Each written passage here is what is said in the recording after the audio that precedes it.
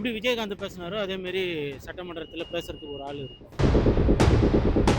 காலத்துக்கு ஏற்ற மாதிரி மாறிக்க வேண்டியதான். இவங்கலாம் ஜம்ப் பண்ணி போலையா? அட்லீஸ்ட் ஏதோ சொல்லுவாங்கல்ல,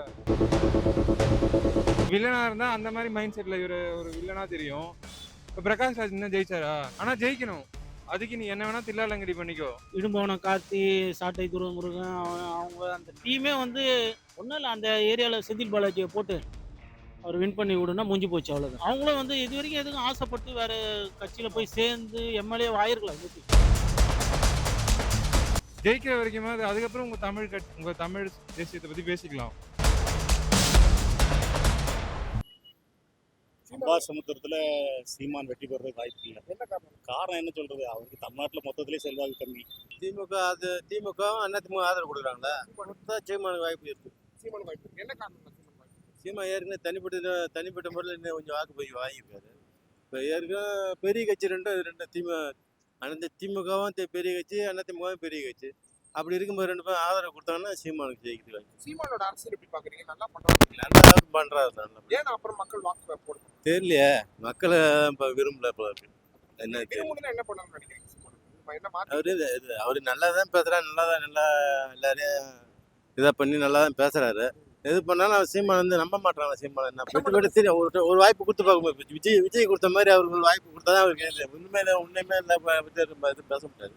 அவருக்கு ஒரு வாய்ப்பு கொடுத்து அவர் ஜெயிச்சு உள்ள வந்து அவர் என்ன செய்யறாரு பார்த்தாலும் மக்கள் நம்புவாங்க. கூட்டணி கட்சியெல்லாம் ஆதரவு தரேன்னு சொல்லியிருக்காங்க. அதாவது அதிமுக திமுக ரெண்டு பேர் மட்டும்தான். இவங்க ரெண்டு பேர் வந்து டம்மி கேண்டிடேட்டை போட்டு சப்போர்ட் பண்ணாங்கன்னா அவர் உள்ள போனா கொஞ்சம் பேசுவார், அவ்வளோதான். எதிர்பார்ப்பு இருக்குமா என்னன்னு தெரியல. உள்ள போனா பேசுவாரு, அவ்வளவுதான். வெளியே பேசுற மாதிரி உள்ள போய் பேசுவாரு. எப்படி விஜயகாந்த் பேசினாரோ அதே மாதிரி சட்டமன்றத்தில் பேசுறதுக்கு ஒரு ஆள் இருக்கும். டெபாசிட் கூட வாங்க விடுற அளவுக்கு பண்றாங்களே. என்ன காரணம்னா ஒரு சமயம் வந்து என்ன சொல்றது, வேணும்ன்றாரு சில பேரை வானான்றாரு. வேணும்னு சொல்லி வந்தவர் அப்புறம் வேண்டாம்னு சொன்னா எப்படி?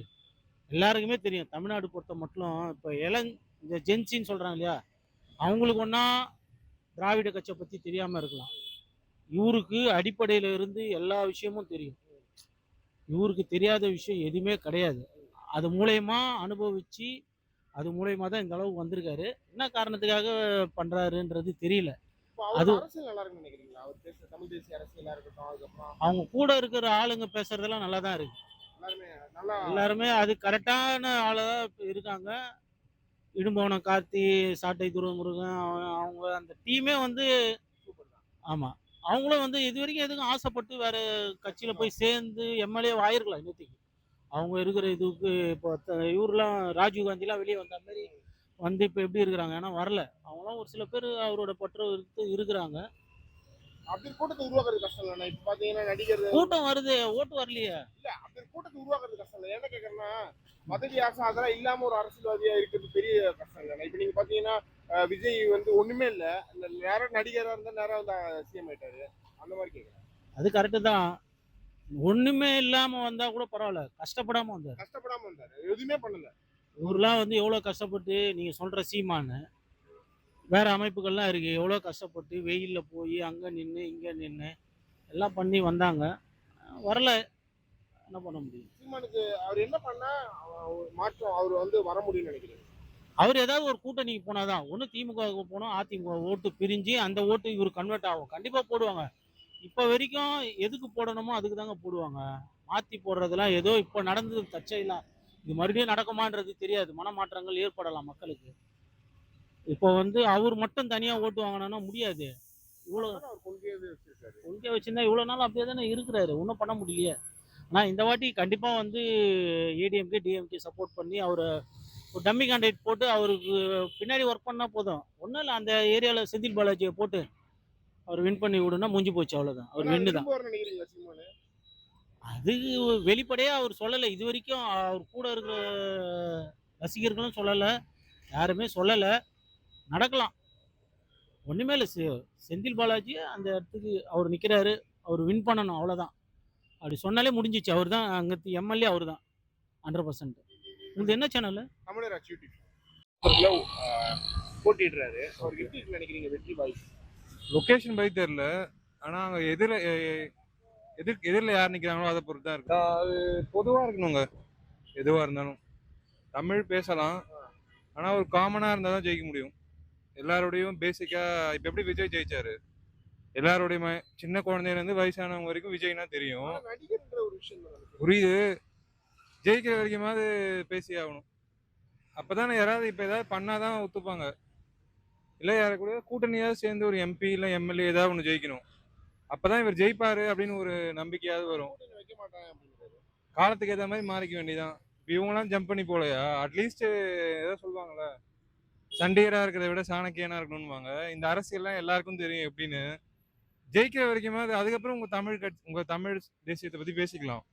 ஜெயிக்கணும் ஃபர்ஸ்ட். எப்படி ஜெயிச்சுட்டு நீங்க என்ன வேணா பண்ணிக்கோ, யார் என்ன பண்ண முடியும்? தனித்து ஜெயிக்க முடியும்னு நினைக்கிறீங்களா? ரொம்ப கஷ்டம். விஜய் ஜெயிச்சாரு. அதான் அது எல்லாருக்கும் தெரியுதுல்ல, ஃப்ரீயான ஒரு விஜய். அப்ப படத்துல என்ன வில்லனா ஹீரோ அவரு. இப்போ வில்லனா இருந்தா அந்த மாதிரி மைண்ட் செட்ல இவரு ஒரு வில்லனா தெரியும். இப்ப பிரகாஷ் ராஜ் என்ன ஜெயிச்சாரா? ஜெயிக்க மாட்டாரு. விஜய் வந்து ஹீரோ, காப்பாத்துவாரு, இது பண்ணுவாரு. சினிமா தான் முக்கியமான ஒரு மக்கள் மனசுல இப்ப எப்படி அம்மா சென்டிமெண்ட் எப்படி எல்லாரும் மைண்ட்லயும் நிக்குது, அந்த மாதிரி இப்ப ஹீரோ வந்தா செய்வாரு.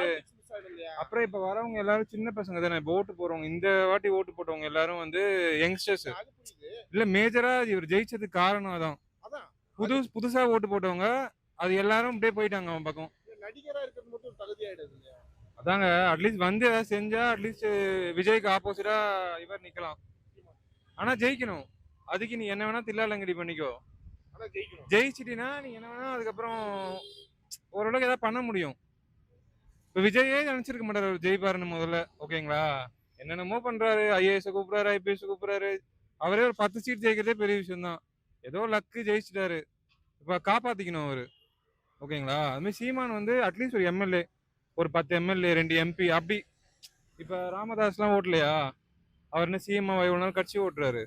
எப்படியோ யாரையோ பிடிச்சி என்னமோ பண்ணி இந்த கட்சியில இருந்து என்ன எல்லாம் ஃபுல்லா ஓட்டுவான். இந்த கட்சியில இருந்து அந்த கட்சிக்கு போய் அப்படியே அந்த கட்சியை மெயின்டைன் பண்ணிட்டு அவங்க ஒய்ஃபை வந்து நிக்க வச்சு எப்படியோ ஓட்டிட்டாரு. ஏதாவது மாதிரி பண்ணு. நீ ஏன் தமிழ் பேச தேவையில்ல, ஏதாவது கொள்கை ரீதியா பேசு. வேலை கொடுப்பேன், இதுக்கு இவ்வளவு பெர்சன்டேஜ் வேலை கொடுப்பேன், ஏதாவது பேசு. அப்படி ஜெயிச்சினா அட்லீஸ்ட் ஆப்போசிட்டா ஸ்ட்ராங்கா நிக்கலாம். உள்ளே வரலன்னா அப்ப எப்படி? நேத்து வந்து விஜய் ஜெயிச்சிட்டார்ல, அது கொஞ்சம் கஷ்டம் தானே.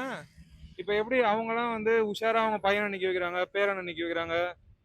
உஷாரா இருந்துதான் ஆகணும். மக்கள் எப்படியாவது ஓட்டு போட்டு போயினே இருப்பான், மறந்துட்டு போயினே இருப்பான் இன்னொரு வாட்டி வரலனா. அப்ப நல்லது பேசுறது பெருசு இல்லை. ஒரு 4 விஷயம் ஏதாவது பண்ணு, 4 பேரை ஜெயிக்க வை. அப்ப நம்புவாங்க இவருக்கு போட்டா ஜெயிப்பாருன்னு. சுத்தமா ஜெயிக்காம எப்படி ஓட்டுறது? அவங்க கூட்டணியில அவங்க கீழே இருக்கவங்க கூட சரி ஒன்றும் வேஸ்ட் நம்ம எல்லாம் பண்றதெல்லாம் அப்படின்னு தோணிடும்ல. ஒரு 4 பேர் ஜெயிச்சாரு, நம்ம இவருக்காக பிரச்சாரம் பண்ணா நம்ம ஜெயிப்போம் அப்படின்னு ஒரு நம்பிக்கையாவது வரும். அதுக்கு ஏதாவது பண்ணணும். ஒரு நடிகரை இழுக்கணும், ஏதாவது ஒன்று பண்ணணும். சும்மா பேசிட்டே இருந்தா ஒன்றும் காலம் போயிடும். ஓகேங்களா, அட்லீஸ்ட் எதிர்கட்சியாவது வரணும்ல. ஜெயிக்கலன்னா கூட பரவாயில்ல, எதிர்கட்சியா ஒரு இவ்வளவு எம்எல்ஏவோட இருக்கு. இப்ப எடப்பாடிக்கே இவ்வளவு வந்திருக்கு. எடப்பாடி யாரு? தனியா எடப்பாடி போய் என்ன ஜெயிப்பாரா? அப்ப நீங்க இவ்வளவு பேசுறீங்கன்னா கொள்கை இருக்கு. இப்ப ஜெயிக்கிறதுக்கு ஏதாவது ஒரு மூவ் பண்ணி ஜெயிக்கணும். அப்புறம் அட்லீஸ்ட் அவர் தொகுதியா நீ ஜெயிக்கணும்ல. ஏன்னா பெர்சன்டேஜ் எல்லாம் வாங்குறாரு அவரு. எங்கேயோ ஒரு கோட்டை விட்டுறாரு, எதையாவது பேசி மாட்டிக்கிறாரு. யாரு கூடயும் கூட்டணி வைக்க மாட்டேன்னு சொன்னா எப்படி?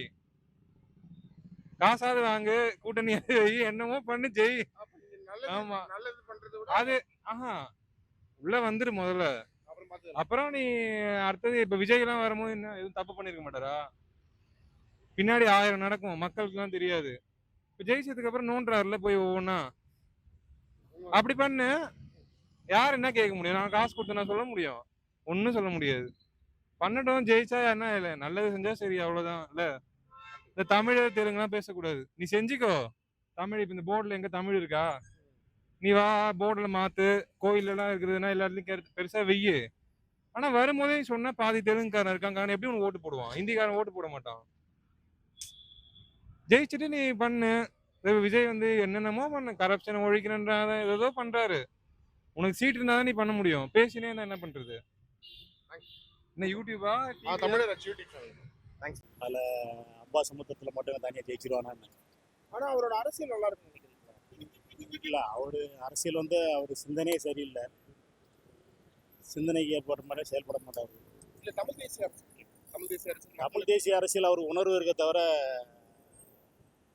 செயல்பாட்டில் அவர்கிட்ட கிடையாது. என்ன பண்ணணும்னு நினைக்கிறீங்க சீமான்? சீமான் ஒதுங்கி இருக்கிறது பெட்டர். பேசிக்கினே இருந்தா எப்படி ஜெயிக்க முடியும் தலைவர? பேசிட்டு தமிழ்நாட்டு ஆட்சி விட்டுருக்காரு. ஆமா, எப்படி பேசுறாங்க? யாரு பேசாமலே பேசுறது? ஜெயிச்சிருக்காருல்ல? பேசாமலே ஜெயிச்சிருக்காருல்ல? ஆமா, பேசாம ஜெயிச்சுக்கிறாரு. இவர் பேசினா இருக்கிறாரு, எப்போதுமே பேசாம பேசிக்கினே இருக்கிறாரு. அதான் காரியமே ஆள் எதுவுமே.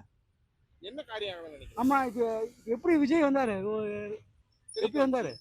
தெரியும். நடிகர். ஆமா, இப்ப அவர்கிட்ட என்ன இருக்கு? இல்ல அவர் இல்ல சீமான் அரசியல் இருக்கு. இருக்கு, ஆனா வரலையே. ஏன் முடியாது. வரணும்னு நினைக்கிறீங்க? ஏன் நினைக்கிறீங்க?